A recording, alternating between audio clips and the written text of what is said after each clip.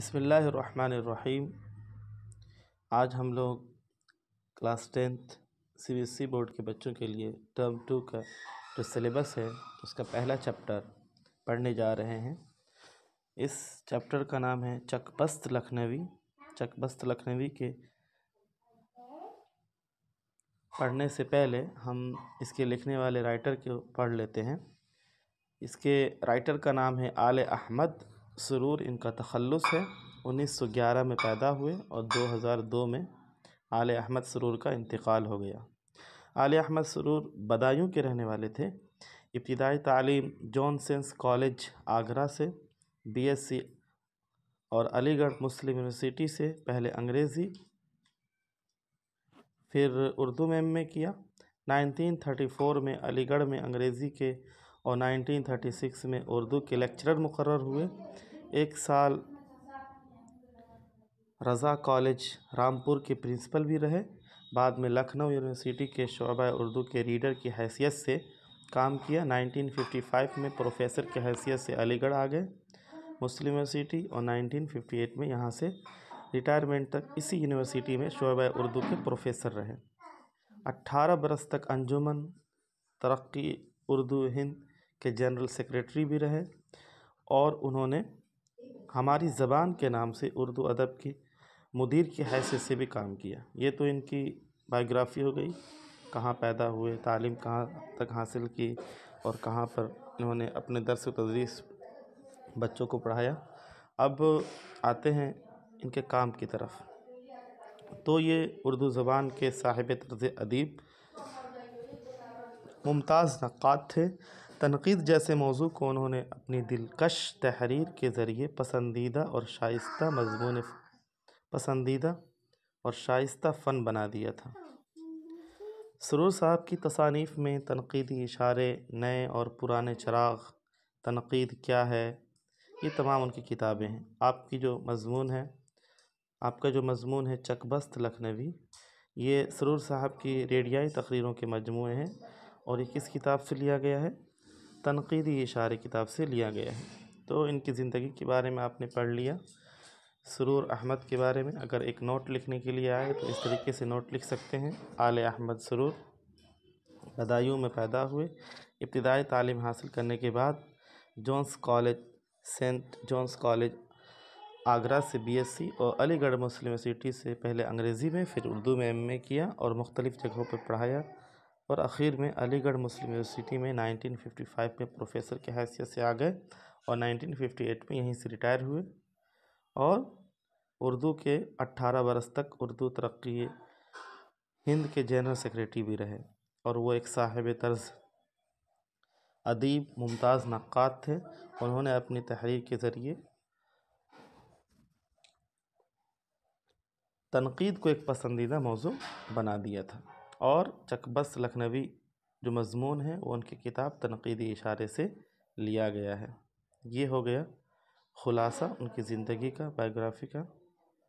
آپ چاہے تو نوٹ کر سکتے ہیں یا ویڈیو کو پاز کر کے اس کو لکھ سکتے ہیں۔ اب چلتے ہیں ان کے مضمون کی طرف جو انہوں نے چیپٹرز لکھا ہے چک بست لکھنوی۔ تو ہم لوگ پڑھیں گے چک بست لکھنوی کے سلسلے میں، ان کی ذاتی زندگی کے سلسلے میں، کہاں پیدا ہوئے، کب پیدا ہوئے، کس طرح کے ماحول میں پرورش پائی، کہاں تعلیم حاصل کی اور کس طرح کی تعلیم حاصل کی، زندگی کے مختلف شعبوں میں کس طرح سے کام کیا اور دوسرے ان کی ادبی زندگی کے بارے میں انہوں نے کیا کچھ کیا۔ تو دیکھیے، سب سے پہلے ان کا پورا نام تھا پنڈت برج نارائن چک بست۔ یہ پیدا ہوئے 1882 میں مقام فیض آباد میں، جس کو آج کل ایودھیا کہا جاتا ہے۔ ان کے بزرگوں کا وطن لکھنؤ تھا، اس لیے لکھنؤ چلے آئے، تعلیم یہیں پر حاصل کی، ابتدائی، پرائمری، ہائر ایجوکیشن۔ شعر و شاعری کا شوق بچپن سے ہی رگ رگ میں پیوست تھا۔ 1905 میں کیننگ کالج سے BA اور LLB کی ڈگری حاصل کی، وکالت شروع کی اور اس میں کامیابی بھی حاصل ہوئی اور 1956 میں محض 45 سال کی عمر میں اچانک انتقال ہو گیا۔ تو تو یہ ان کی بایوگرافی تھی، آپ نے سمجھا کہ بایوگرافی کے سلسلے میں بچپن سے ہی شعر و شاعری کا شوق تھا۔ اب آتے ہیں ان کے جو ایگزام میں آتا ہے کہ چکبست نے کس ماحول میں آنکھیں کھولی، یہ والی لائن کوشچن میں یہ آتا ہے ہمیشہ، چکبست نے جس ماحول میں آنکھ کھولی وہ ماحول کیسا تھا۔ تو اس کو خاص طور پہ یاد رکھنا ہے، یہ والی لائنیں تمام لائنیں۔ اس کا آنسر سن لیجیے، چکبست نے جس ماحول میں آنکھ کھولی وہ ماحول تیزی سے بدل رہا تھا۔ ایک طرف تو قدامت پسند کا رنگ غالب تھا جو سماج پر چھایا ہوا تھا، دوسری طرف نئی تہذیب کی بڑھتی ہوئی چڑھتی ہوئی روشنی تھی جو آہستہ آہستہ اپنا اثر جما رہی تھی۔ یعنی جو انگریز تھے وہ نئے کلچر کو، نئے تہذیب کو لے کر ہندوستان میں آئے تھے، تو نوجوان جو تھے اس کی طرف بہت تیزی سے بڑھ رہے تھے۔ اسی ماحول میں چکبست نے آنکھیں کھولی۔ چکبست ان لوگوں میں سے نہیں تھے جو قدامت پسند تھے، جو قدامت پرانی چیزوں سے چمٹے ہوئے تھے، بلکہ وہ ان لوگوں میں سے تھے جو روشن خیال کہے جاتے تھے اور جو اپنی پرانی تہذیب میں کچھ تبدیلی چاہتے تھے، کچھ سدھار چاہتے تھے، وہ تھوڑی سی رفو گیری چاہتے تھے کہ اس میں کچھ بدلاؤ آ جائے، جو اچھائیاں ہیں وہ برقرار رہے سماج کی، اور جو کمیاں ہیں سماج میں وہ سدھار، وہ ریفارم چاہتے تھے۔ اقبال کی زبان میں آپ کہہ سکتے ہیں کہ ان کا دل مومن تھا اور دماغ کافر تھا۔ وہ تعلیم میں اصلاح و ترمیم کے حامی تھے، وہ لڑکیوں کے تعلیم میں بھی حامی تھے کہ لڑکیاں بھی پڑھے، آگے بڑھے، لیکن اس میں حد ادب کے قائل تھے۔ ہر طرح کی چھوٹ وہ لڑکیوں کو تعلیم کے سلسلے میں نہیں دینا چاہتے تھے۔ وہ ایک اچھے شاعر تھے، اچھے نقاد تھے، نہ صرف وہ ایک اچھے شاعر تھے بلکہ ایک اچھے انسان بھی تھے۔ اگر وہ چاہتے تو آرام سے اپنی زندگی بسر کر سکتے تھے، کیونکہ وہ وکالت کرتے تھے، وکیل تھے، اچھے خاصے پیسہ کماتے تھے، لیکن ان کے دل میں قوم کی بہبودی، مطلب اپنے سماج کی اصلاح کے لیے نئے خیالات ان کے دل میں تھے، اسی لیے یہ کام پر انہیں یہ تمام چیزیں، نئے خیالات قدرتی طور پر صلح پسند خیالات ہوتے ہیں۔ چکبست جدید دور کے شعراء میں نہایت ممتاز درجہ رکھتے ہیں۔ اگر کہا جائے کہ چکبست کس طرح کے شاعر ہیں تو ڈیفینیشن بیان کر سکتے ہیں کہ چکبست دور جدید کے ممتاز شعراء میں شمار ہوتے ہیں۔ ان کا جو کلام ہے مجموعہ صبح وطن کے نام سے شائع ہو چکا ہے، اور صبح وطن میں کس طرح کی چیزیں ہیں دیکھیے۔ صبح وطن میں ہندوستان کی قدیم عظمت اور مشاہیر کا وہ ذکر کرتے ہیں۔ دیوار و در سے اب تک ان کا اثر عیاں ہے، اپنی رگوں میں اب تک ان کا لہو رواں ہے، اب تک اثر میں ڈوبی ناقوس کی فغاں ہے، فردوس گوش اب تک کیفیت ازاں ہے، کشمیر سے عیاں ہے جنت کا رنگ اب تک، شوکت سے بہہ رہا ہے دریائے گنگ اب تک۔ تو انہوں نے یہ ہندوستان کے سلسلے میں تعریف کی ہے۔ اور یہ دیکھیے ہندوستان میں جب انگریز راج کرتے تھے تو ان کا کیا خیال تھا، وہ کہتے تھے، یہ آرزو ہے کہ مہر و وفا سے کام رہے، وطن کے باغ میں اپنا ہی انتظام رہے، گلوں کی فکر میں گلچی نہ صبح و شام رہے، نہ کوئی مرغ خوش الحان اسیر دام رہے، سریر شاہ کا اقبال ہو بہار چمن، رہے چمن کا محافظ یہ تاجدار چمن۔ یعنی ہندوستان جس کو انہوں نے چمن کہا، اس کے محافظ یعنی مالی ہندوستانی ہی ہو، کوئی باہر کا شخص نہ ہو، یعنی ہندوستان پر مکمل طور پر یہاں کے دیش واسیوں کا ہی قبضہ ہو اور وہی حکومت کریے چاہتے تھے، یعنی ہندوستان کو آزاد دیکھنا چاہتے تھے، غلامی کے حامی نہیں تھے۔ اب دیکھیے اسی طریقے سے انہوں نے نوجوانوں کو مخاطب کرتے ہوئے کہا ہے کہ چمن عمر ہمیشہ نہ رہے گا شاداب، خم میں باقی نہ رہے گی یہ جوانی کی شراب، نشہ علم میں ہر وقت رہو تم غرقاب، شان تعلیم یہی ہے یہی تہذیب شباب، لے اڑے دل کو طبیعت کی روانی وہ ہے، بے پیے نشہ رہے جس میں جوانی وہ ہے۔ تو کہنا چاہتے ہیں کہ وہ نوجوان تعلیم کی طرف بڑھیں، اور کسی چیز کا وہ نشہ کرنا چاہتے ہیں تو تعلیم کا نشہ کریں، گائے کے اوپر انہوں نے بہت شاندار نظم لکھی ہے۔ صاحب دل تجھے تصویر وفا کہتے ہیں، چشمہ فیض خدا مرد خدا کہتے ہیں، درد مندوں کی مسیحا شعراء کہتے ہیں، ماں تجھے کہتے ہیں ہندو تو بجا کہتے ہیں، کون ہے جس نے تیرے منہ دودھ سے منہ پھیرا ہے، آج اس قوم کی رگ رگ میں لہو تیرا ہے۔ اس میں انہوں نے گائے کی تعریف کی ہے۔ لڑکیوں کی تعلیم کے سلسلے میں وہ حد ادب کے قائل تھے، میں نے بتایا آپ لوگوں کو۔ رام جی کے جب وہ بنواس جا رہے تھے اس وقت انہوں نے جو اشعار کہے ہیں وہ بھی بہت ہی مشہور ہے۔ اپنی نگاہ کرب کارساز پر صحرا چمن بنے گا، وہ ہے مہرباں اگر جنگل ہو یا پہاڑ، سفر ہو کہ ہو حضر، رہتا نہیں وہ حال سے بندے کے بے خبر، اس کا کرم شریک اگر ہے تو غم نہیں، دامان دشت مادر دامن سے کم نہیں، دامان دشت دامن مادر سے کم نہیں۔ چکبست نے مرثیے بھی کہے ہیں اور اس میں سیرت نگاری کو انہوں نے انجام دیا ہے۔ کچھ لوگوں کا کہنا ہے کہ چکبست کی عمر بہت مختصر ہوئی۔ چکبست نے غزلیں بھی کہی ہیں لیکن غزلیں بالکل مختلف ہیں۔ وہ غزل میں کہتے ہیں فنا نہیں ہے محبت کے رنگ و بو کے لیے، بہار عالم فانی رہے نہ رہے، جنون حب وطن کا مزہ شباب میں ہے، لہو میں پھر یہ روانی رہے نہ رہے، جو مانگنا ہو ابھی مانگ لو وطن کے لیے، یہ آرزو کی جوانی رہے نہ رہے۔ اور یہاں سے دیکھیے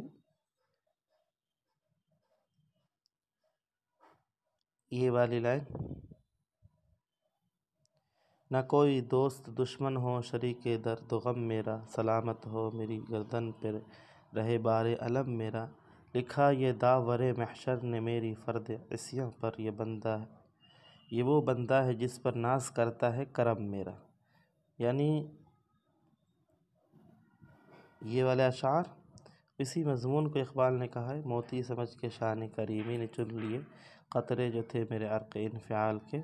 اصغر گونڈوی بھی اسی کو کہتے ہوئے اسی خیال کو کہتے ہیں کہ سنا ہے حشر میں شان کرم بے تاب نکلے گی، لگا رکھا ہے سیدھے سے متاع ذوق عصیاں کو۔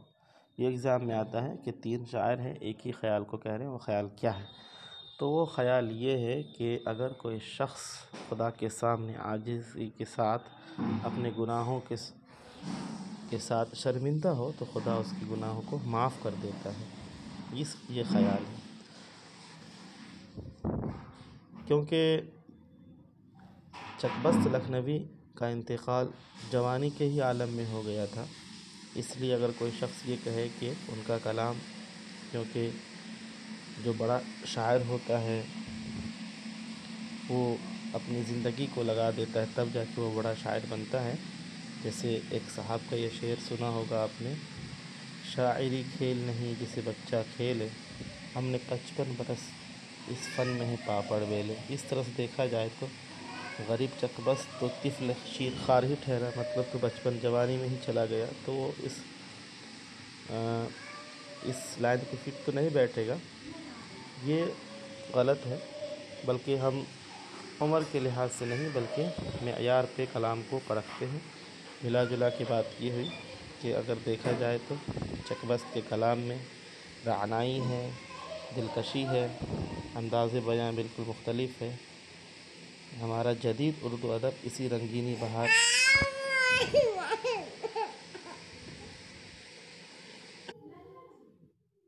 اب کچھ سوالات ہیں اس چیپٹرز کے جو دیکھیے،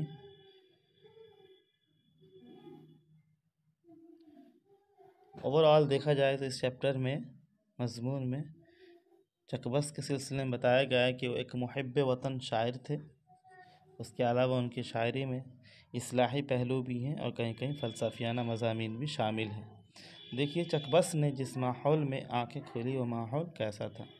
میں نے بتایا آپ کو یہ والا کویشچن آتا ہے، تو میں نے اس کا آنسر پہلے بتا دیا تھا کہ چکبست نے جس ماحول میں آنکھیں کھولی تھی وہ ماحول تیزی سے بدل رہا تھا۔ ایک طرف قدامت پسند لوگ تھے، دوسری طرف روشن خیال لوگ تھے جو چاہتے تھے کہ سماج میں کچھ چیزوں میں بدلاؤ آئے۔ اور وہ ریفارم چاہتے تھے۔ انہی میں سے چکبست بھی تھے۔ چکبست چاہتے تھے کہ معاشرے کی جو چیزیں، پرانی تہذیب کی جو اچھی چیزیں ہیں اس کو برقرار رکھا جائے، اس کے ساتھ ہی جو نئی زمانے کی جو چیزیں ہیں اس کو شامل کر لیا جائے۔ چکبست کے کلام کی سب سے بڑی خصوصیت کیا ہے؟ تو چکبست کے کلام کی سب سے بڑی خصوصیت سادگی ہے، اصلاحی پہلو ہے، کہیں کہیں فلسفیانہ مضامین بھی ہیں۔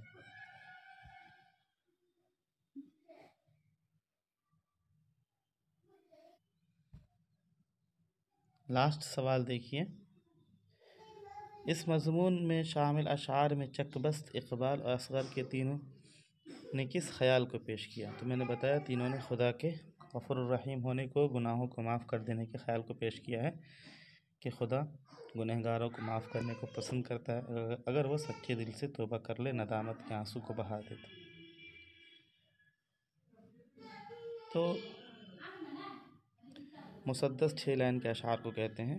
مسدس کسے کہتے ہیں؟ ایسے اشعار جو 6 لائن کے ہوں اس کو مسدس کہتے ہیں۔ مسدس کے نمونے دیکھنا ہو تو انہوں نے کہے ہیں، سب سے زیادہ مشہور مسدس حالی ہے جس کو الطاف حسین حالی نے کہا ہے۔ دیکھیے جیسے یہ مسدس ہے، 1 لائن، 2 لائن، 3 لائن، 4 لائن، 5 اور یہ 6۔ تو اس ویڈیوز کو 2-3 بار سنیے اور اس کی جو مشہور، جو خاص طور پر جو فیمس، زیادہ آنے والے امپورٹنٹ کویشچن ہیں اس کو اپنے کاپی میں نوٹ کیجیے اور یاد کیجیے، انشاءاللہ فائدہ ہوگا۔ اور اگلے ویڈیوز کے لیے، تب تک کے لیے ویڈیو کو لائک کیجیے اور چینل کو سبسکرائب کر دیجیے، اور آئندہ کے لیے، تاکہ آئندہ آپ کے پاس نوٹیفیکیشن پہنچتا رہے۔ والسلام علیکم۔